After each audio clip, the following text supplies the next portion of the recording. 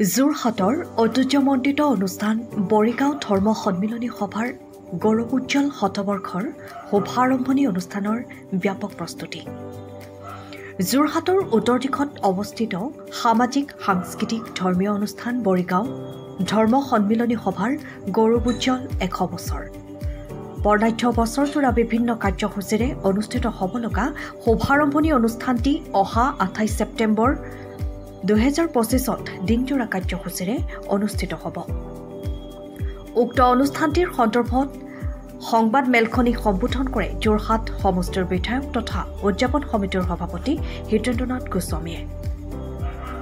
28 ছেপ্টেম্বৰৰ পুৱা 10 বজাত 100খন পতাকা উত্তোলন, প্ৰাতঃস্মৰণীয় ব্যক্তিসকলৰ শ্ৰদ্ধাঞ্জলি অনুষ্ঠান, বিয়লি মুকলি সভা, সন্ধিয়ালৈ বৃহত্তৰ অঞ্চলৰ ৰাইজৰ গৃহত বন্তি প্ৰজ্বলন, সন্ধিয়ালৈ সাংস্কৃতিক অনুষ্ঠানৰ আয়োজন। সাংস্কৃতিক সন্ধিয়াত অনুষ্ঠানত 100 গৰাকী মহিলাৰ দ্বাৰা সমবেত সংগীত পৰিৱেশন কৰাৰ লগতে বাৰেৰহণীয়া সাংস্কৃতিক অনুষ্ঠান অনুষ্ঠিত হ'ব। সাংস্কৃতিক সন্ধিয়াত গীত পৰিৱেশন কৰিব জনপ্ৰিয় কণ্ঠশিল্পী বিকশিতা গগৈয়ে। উক্ত শতবাৰ্ষিকী অনুষ্ঠানত উপস্থিত থাকে শতবাৰ্ষিকী উদযাপন সমিতিৰ কাৰ্যকৰী সভাপতি পৰাগ কুমাৰ বৰুৱা, সম্পাদক অমৰ বৰুৱা, বৰিগাঁও ধৰ্ম সন্মিলনী সভাৰ সভাপতি পবিত্ৰ পূজাৰী, সম্পাদক প্ৰভাত শৰ্মাৰ লগতে বিষয়ববীয়াসকল উপস্থিত থাকে।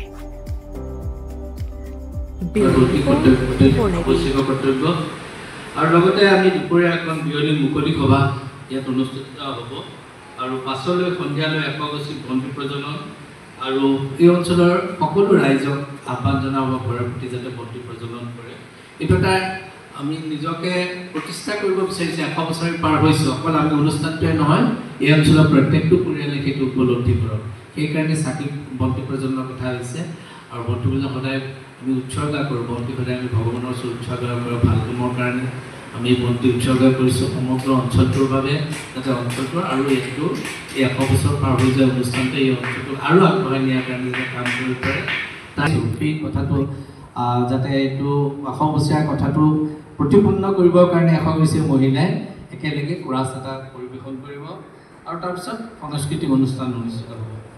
আমাৰ এই অনুষ্ঠানটোত আমাৰ সকলো মানুহ যাতে উপস্থিত থাকে তাৰ কাৰণে আজি আমি আপোনালোকৰ জৰিয়তে এক আহ্বান জনাইছোঁ। আৰু আমাৰ এটা বছৰজোৰা কাৰ্যসূচী আছে আৰু এই বছৰজোৰা কাৰ্যসূচীত বিভিন্ন অনুষ্ঠান প্ৰতি আমি বিভিন্ন অনুষ্ঠান ইয়াত সামৰি লৈছোঁ। আমি দবা খেলৰ প্ৰতিযোগিতা, 17 জুনিত আমি শিল্পী দিৱস পালন কৰিম, 26 জুনিত বাৰ্ষিক খেল ধেমালিও ইয়াত অনুষ্ঠিত কৰা হ'ব। এই 100 yearsৰ লগত মিলাই পেলাই কৰা হৈছে এইবিলাক, কাৰণ সকলোৱে এটা ইয়াত উপভোগ কৰিব পাৰিব। কোনোবাই যি গান গায়, কোনোবাই যি খেলে, কোনোবাই যদি কথা কৈ ভাল পায়, কোনোবাই চিত্ৰাংকন কৰি ভাল পায়, গোটেই কথাবিলাক আমি এটা বছৰত এইখিনি ইনক্লুড কৰিব বিচাৰিছোঁ। ইয়াৰ উপৰি ৰাষ্ট্ৰীয় বিজ্ঞান দিৱস, আন্তঃৰাষ্ট্ৰীয় নাৰী দিৱস, বিশ্ব স্বাস্থ্য দিৱসৰ সংগতি ৰাখি স্বাস্থ্য শিবিৰ আমি ইয়াত অনুষ্ঠিত কৰাৰ কথা ভাবিছোঁ এটা দিন।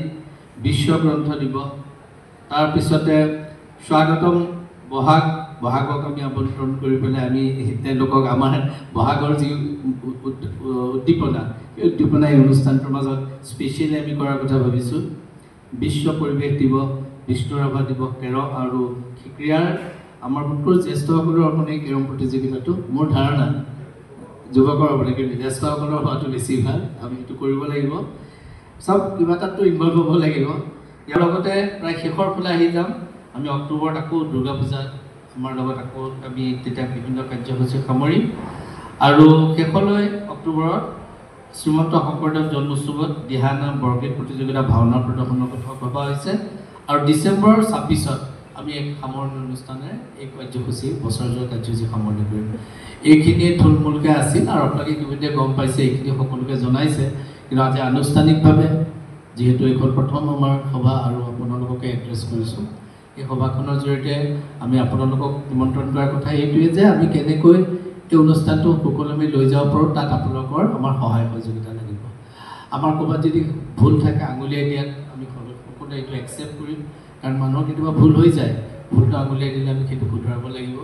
মানে যথেষ্ট কম আছে, নতুনকৈ আহিছে, কিন্তু এইসকল আমি যিটো ইংৰাজীত ছান অফ দ্য চইচ বুলি কওঁ, আমাৰ ইয়াৰে তেখেতসকল পুত্ৰ আৰু তেওঁলোকে সেইকাৰণে এই অনুষ্ঠানটোৰ জৰিয়তে এই অঞ্চলটোৰ ঐতিহ্য প্ৰকাশ কৰাৰ কাৰণে এই অনুষ্ঠানটো আমি ইয়াত উৎকৰণ অনুষ্ঠান কৰিবৰ কাৰণে আগবাঢ়িছোঁ আৰু মই আশা কৰিম এই 100 বছৰীয়া যি জয়ন্তী উৎসৱ হ'ব সেই উৎসৱে এই অঞ্চলটোৰ যিটো গ্ল'ৰি সেই গ্ল'ৰিটো আৰু বৃহৎ কৰি দিব এই কথাটো মানে জানে কিন্তু ইয়াতকৈ আমি আমাৰ যিটো কি বুলি ক'ম গ্ল'ৰি শব্দটোৰ অসমীয়াত ইয়াৰ যিটো গৌৰৱময় ইতিহাস সেইটো আৰু অকণমান আগবাঢ়ি যাব ইয়াকে মই ক'লো আৰম্ভণিতে আৰু ইয়াৰ পিছত মই ইয়াত আমাৰ ছেক্ৰেটাৰী আছে তেখেতে আপোনালোক ডিটেইলছ অনুষ্ঠানৰ ওপৰত আৰু ক'ব যাতে অসমৰ পৰ্যায়ত লৈ যাবৰ বাবে সেইকাৰণে তেখেতক আমি আন্তৰিকতে সমগ্ৰ বৃহত্তৰ অঞ্চলৰ পৰা বৰিগাঁও নগৰী সভাই অতি আদৰেৰে সন্মানীয় সভাপতি দায়িত্ব প্ৰদান কৰিছে আৰু তেখেতে আচলতে খুব সভাপতি এতিয়া খুব কম লয় আমি জনাত প্ৰায় এখন 3 নম্বৰ অনুষ্ঠান হ'ব যে তেখেতৰ সভাপতি দায়িত্ব লৈছে আমি যথেষ্ট আশাবাদী তেখেতৰ নেতৃত্বত এইবাৰ বৰিগাঁও নগৰী সভাই এটা 100 বছৰটো খুব সুন্দৰভাৱে অনুষ্ঠিত কৰিব আৰু বিশেষভাৱে মোক ক'বলৈ কথাখিনি সন্মানীয় সভাপতিয়ে খুব সুন্দৰভাৱে কৈছে আমি আশা ৰাখিছোঁ যে সম্পাদক হিচাপে আমি বিচাৰিম যে আপোনালোকে আমাক পূৰ্ণ সহযোগিতা আগবঢ়াব আৰু প্ৰতিটো মুহূৰ্ততে আৰু আমি মহালয়ৰ কাৰণেও চিন্তা কৰি আহিছোঁ মহালয়ৰ দিনাখনো আমি এটি যাত্ৰাৰ কথা ভাবিছোঁ তাতো আপোনালোকে আমাক সহযোগ কৰিব আমাৰ পূজাৰ সন্দৰ্ভত যদি বিশেষভাৱে আপোনাক সুধিবলৈ থাকে সন্মানীয় সভাপতি পবিত্ৰ কুমাৰ পূজাৰী কৰি আছে সম্পাদক প্ৰভাত সভাপতি কৰি আছে সংক্ষিপ্তভাৱে আপোনালোকে তেখেতৰ পৰা কিছু কথা জানিব পাৰিব যদি জনাব বিচাৰে মই সন্মানীয় সভাপতি প্ৰায় 40 বছৰৰ আগতে ৰচিত হৈছিল এতিয়া সেই গীতটো কিছু সাল সলনি ঘটাই পুৰণিক আদৰি মানে পুৰণিক নাপাহৰি নতুনক আদৰি তাত সংমিশ্ৰণ কৰি গীতটোক অলপ বহলভাৱে যাতে আমাৰ অনুষ্ঠানৰ লগত জড়িত পাৰ্শ্বৱৰ্তী অঞ্চলৰ আটাইকেইখন গাঁও জাতি জনগোষ্ঠী সকলোকে সামৰি যাতে গীতটো প্ৰকাশিত হয় আৰু এটা যাতে উৎসৱ মুখৰ পৰিৱেশত আৰু এই অনুষ্ঠানটোৰ গৌৰৱময় ইতিহাস যাতে প্ৰতিফলিত হয় সেই ধৰণেৰে গীতটো ৰচনা কৰা হৈছে আৰু ইয়াক ৰূপায়ণ কৰিছে আমাৰ ৰাজেশ চন্দ্ৰ বৰা।